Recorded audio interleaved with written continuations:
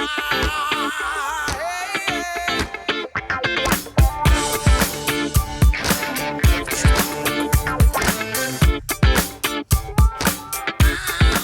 right, so this year I'm growing Canadian wild rice, and it's very, very simple to grow.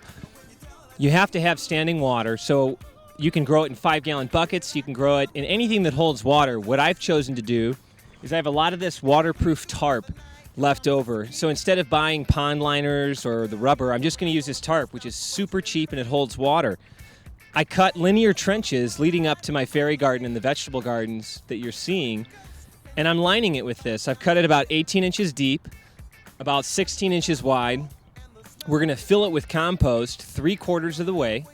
Then we're going to fill it with water and let the dirt and the water separate.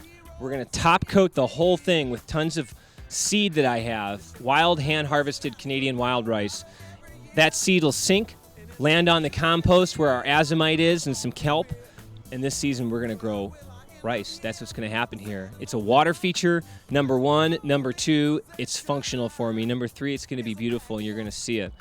Now, I know what you're already thinking. Well, what about mosquitoes? Okay, so I'm going to have about 4 inches of water. So what I'm going to do is I'm going to spend $5 and get a whole bunch of goldfish and let them swim in there. They will eat the mosquito larvae. They may also be eaten by birds or raccoons, things like that.